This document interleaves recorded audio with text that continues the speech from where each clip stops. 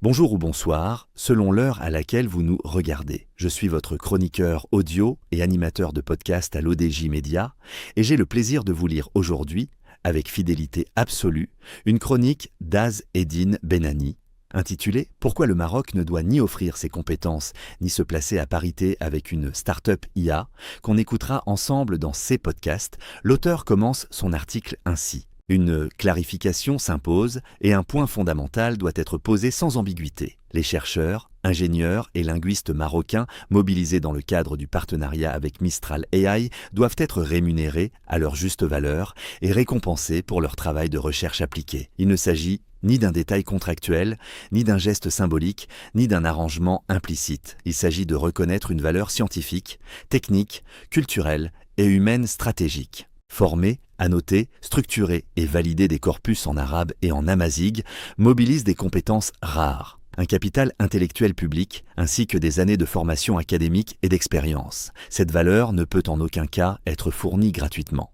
quelles que soient les considérations politiques, diplomatiques ou personnelles. Depuis plusieurs décennies, le Maroc forme des ingénieurs et des chercheurs de tout premier plan dans les domaines de l'informatique, de l'intelligence artificielle, des télécommunications et des sciences des données.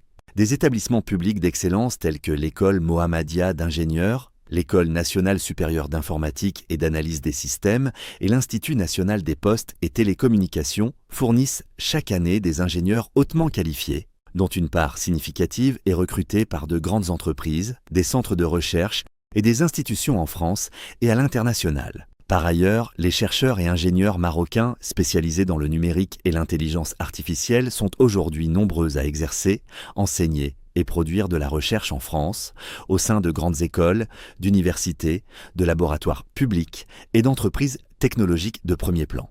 Cette présence atteste d'une reconnaissance internationale objective des compétences marocaines. Les déclarations publiques du CEO de Mistral permettent de mieux comprendre la nature réelle du partenariat envisagé. Elles montrent clairement que la question linguistique, si elle est mise en avant, n'épuise en rien les enjeux stratégiques sous-jacents. L'objectif stratégique poursuivi par Mistral dépasse largement la seule question linguistique. Le Maroc représente à la fois une porte d'entrée crédible vers l'Afrique, un hub institutionnel stable, un réservoir de compétences multilingues et une légitimité régionale forte. En s'appuyant sur les ressources marocaines, Mistral enrichit ses modèles, renforce son positionnement multilingue et prépare son accès au marché africain. Ce raisonnement est rationnel du point de vue de l'entreprise, mais devient problématique lorsqu'il n'est ni explicitement reconnu, ni équitablement compensé. Dans ce contexte, le Maroc rend un service stratégique majeur à travers la mobilisation de chercheurs et d'ingénieurs publics, la mise à disposition d'expertises linguistiques et culturelles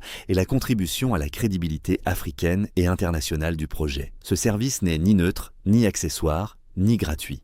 Il convient enfin de poser une question, dérangeante mais légitime. De nombreux jeunes ingénieurs marocains spécialisés en intelligence artificielle travaillent aujourd'hui en France. Ils maîtrisent les langues, les technologies et les environnements de recherche internationaux. Pourquoi Mistral ne les recrute-t-elle pas directement ? Ou bien est-ce parce que ces ingénieurs refusent d'être cantonnés à un rôle de simple remplisseur linguistique au service d'un LLM, certes présenté comme ouvert, mais dont l'algorithme, sa codification et sa traduction en instructions informatiques expriment avant tout les besoins, les cadres conceptuels et la culture de la France, et dans une certaine mesure de l'Europe, sans traduire la culture et la manière de penser marocaine.